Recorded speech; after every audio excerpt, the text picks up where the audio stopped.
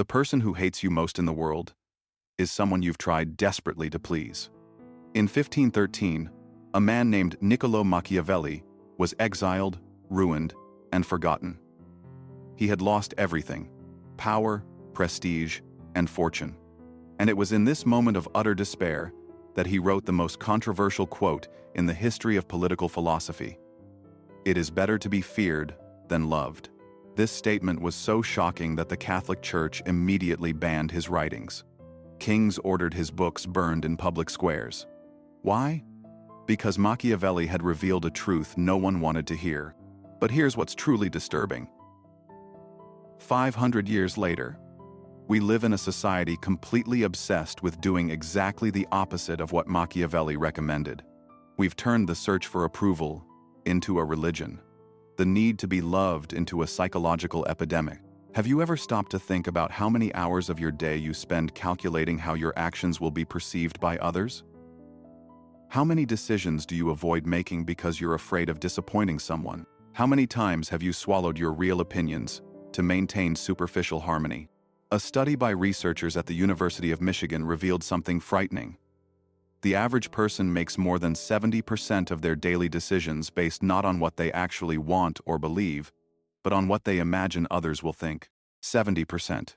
This means you're living the life others expect of you more than your own. But why does this happen? And more importantly, why was Machiavelli right when he said that this desperate quest to be loved is actually the quickest way to be despised? If you want to understand why trying to please everyone is a sophisticated form of self-destruction, subscribe to the channel and come with me on this journey through the darkest corridors of human psychology. Because what you're about to discover in the next few minutes could free you from a prison you didn't even know you were building around yourself. To understand why Machiavelli reached this radical conclusion, we must first understand what he actually meant. He wasn't advocating wanton cruelty or encouraging people to be sadistic despots. Machiavelli was making a clinical observation about human nature. When you base your decisions on the desire to be loved, you lose the ability to make the difficult decisions that life demands of you. The cruel mathematics of approval. Let's do a mental exercise. Imagine you have 5 important people in your life. Each of them has different expectations of who you should be. One wants you to be more ambitious. Another wants you to be more humble. A third wants you to be more spontaneous. A fourth prefers you to be more cautious. A fifth wants you to be more present in your family. Now try being all of these people at once. What happens? You become a diluted version of yourself, a chameleon that changes color so often it forgets its original color. Researchers at Stanford University have found that people who constantly try to conform to others' expectations develop what they call fragmented self-syndrome. It's as if the personality is shattered into pieces, each trying to please a different audience. The trap of false reciprocity. But there's something even darker behind this quest for approval.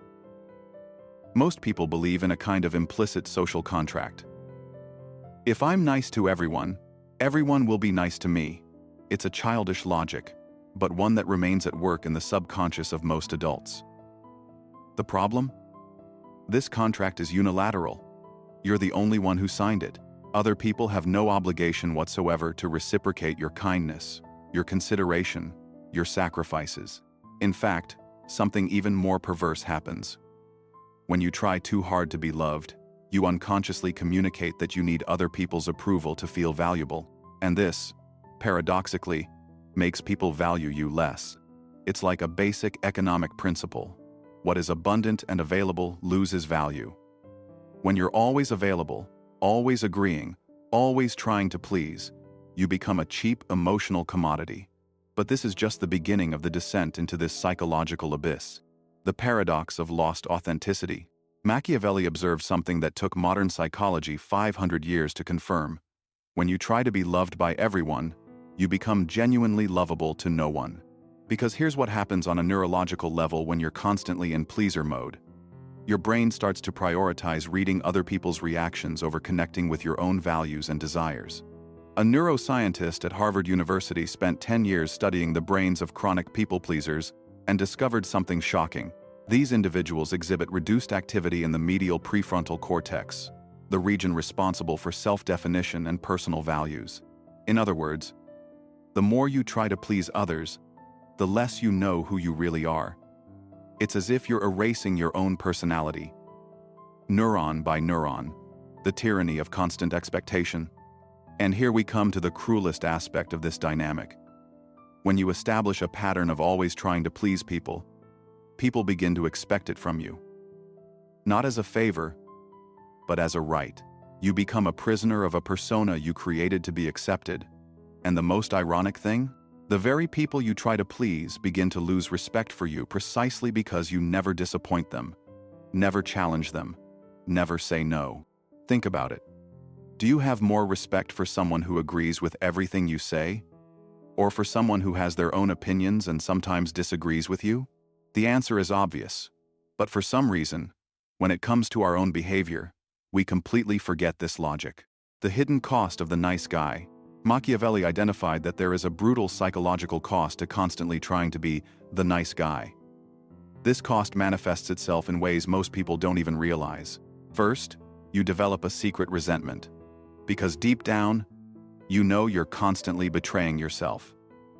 You know you're living an edited, censored, performative life. Second, you start attracting people who prey on complacent individuals. It's as if you're carrying an invisible sign that says, "Take advantage of my goodwill, and I'll take it." Third, and perhaps most devastating, you completely lose the ability to form genuine connections. Because real connection requires vulnerability, and vulnerability requires authenticity. And authenticity is incompatible with the constant need for approval, the illusion of social control. There's another, even darker aspect to this dynamic. Most people with approval addictions believe they're manipulating others through kindness. They think, if I'm nice enough, I'll get people to do what I want. It's a form of manipulation disguised as virtue. And here's the problem. People sense this manipulative energy, even if unconsciously. They may not be able to verbalize it, but they know something feels off.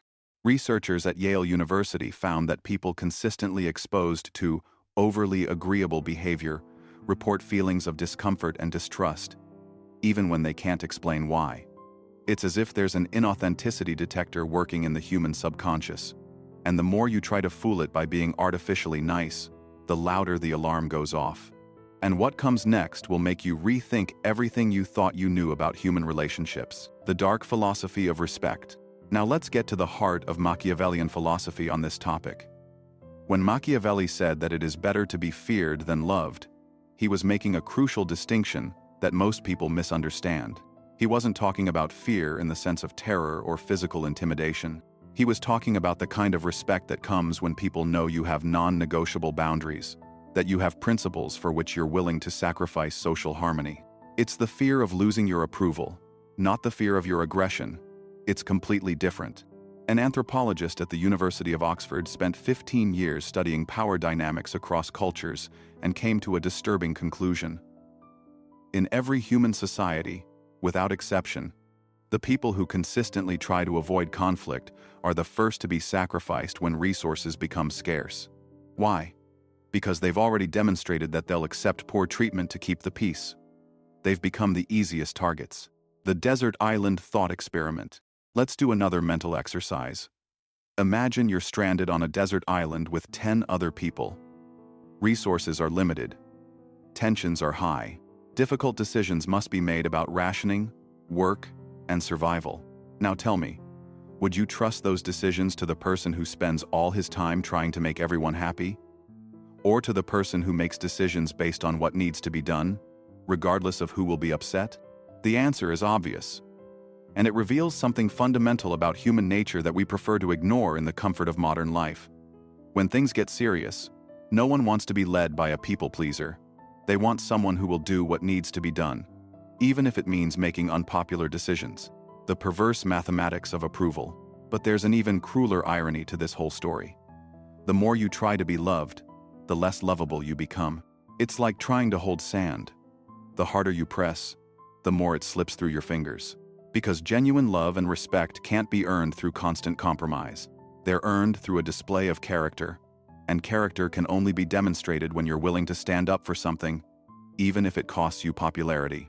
A social psychologist at Columbia University conducted a fascinating experiment. He created two groups of people and asked each group to rate two personality types. The agreeable type, who always agreed and tried to keep everyone happy, and the steadfast type, who had clear opinions and sometimes disagreed with others. The results were consistent across all demographics tested. People said they liked the agreeable type best, but when asked who they would trust in a crisis situation, 87% chose the firm type. In other words, people like those they like, but respect those who have principles. And in the end, respect is much more valuable than a superficial like. The golden prison of approval. And here we come to the darkest aspect of this whole dynamic. When you base your self-worth on the approval of others, you become an emotional hostage to people who may not even genuinely care about your well-being. You've handed over control of your happiness to individuals who have their own problems, their own insecurities, their own prejudices. It's like giving the keys to your house to strangers and then wondering why you don't feel safe. Machiavelli realized that this dynamic not only destroys the individual, it corrodes the entire social structure. Because a society made up of people afraid to express their true opinions becomes a society of hypocrites, where no one truly knows what anyone else thinks. And in a society like that, how can you form genuine alliances? How can you trust someone if you never know where they really stand on anything? But what's coming next will completely revolutionize your perspective on authenticity and relationships. The silent revolution of authenticity. This is where Machiavelli's philosophy becomes truly revolutionary and truly hauntingly relevant today. He realized that the person who stops trying to be loved by everyone automatically becomes more attractive to the right people. It's as if by abandoning the need for universal approval, you create a magnetic field that repels superficial people and attracts genuine ones.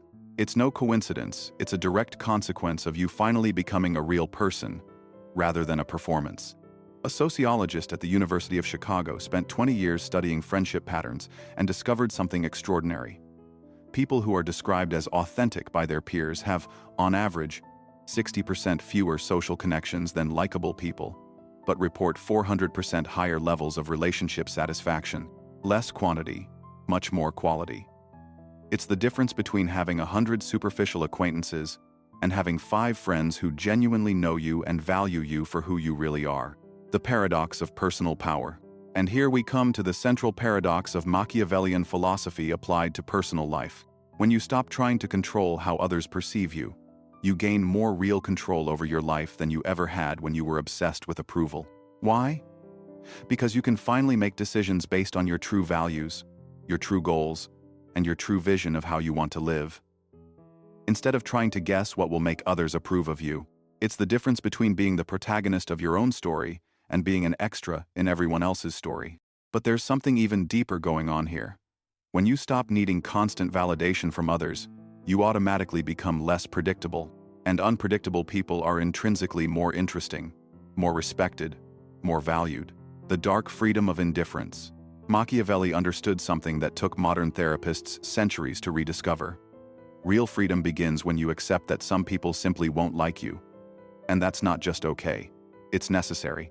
Because if everyone likes you, it means you've never stood up for anything, never challenged anyone, never expressed an opinion that might upset anyone. In other words, it means you've lived a completely harmless and, therefore, completely irrelevant life. A Cambridge University philosopher put it this way: the person who never offended anyone is the person who never said anything worth listening to. It's a brutal but liberating truth.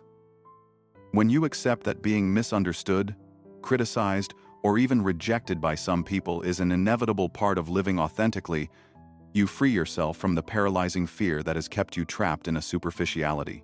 The final test of maturity. And here we come to what is perhaps the ultimate test of emotional maturity. Being able to sleep soundly, knowing that someone, somewhere, doesn't like you, and it not affecting your peace of mind in the slightest. Not because you've become arrogant or insensitive, but because you've understood a fundamental truth about human nature. You cannot be responsible for others' interpretations of who you are. You can only be responsible for being genuinely who you are. But here's the final twist that will make you question everything. What if Machiavelli was only partially correct? What if true wisdom wasn't about choosing between being loved or feared, but about completely transcending this need to define your worth through the perception of others? What if the truly powerful person was the one who simply exists, authentically, without worrying about whether they are loved, feared, admired, or ignored? Because perhaps this is what Machiavelli really wanted to teach us, but never said explicitly. Real power comes neither from being loved nor from being feared. Real power comes from being yourself so completely and unshakably that the opinions of others become irrelevant to your sense of self-worth. When you reach this point, something magical happens. The right people are naturally drawn to your authenticity. The wrong people are naturally repelled by your refusal to perform for them, and you can finally live the life you truly want to live, instead of the life you imagine others want you to live. The question Machiavelli leaves echoing through the centuries is this: are you willing to trade the superficial approval of many for the genuine connection of a few? Do you have the courage to be misunderstood by some people in order to be truly understood by the right people? Because ultimately, trying to be loved by everyone isn't kindness, it's cowardice. It's a refusal to accept the responsibility of being a real person, with real opinions, real boundaries, and real values. And maybe the only question that really matters is, who would you be if you weren't afraid of not being loved by everyone? The answer to that question isn't in this video. It lies in the courage to stop trying to please others and start being who you truly are. If you enjoyed this video, I invite you to watch the one currently on your screen. I'm sure you'll find some profound insights. If you've watched so far, I appreciate your attention. See you in the next video.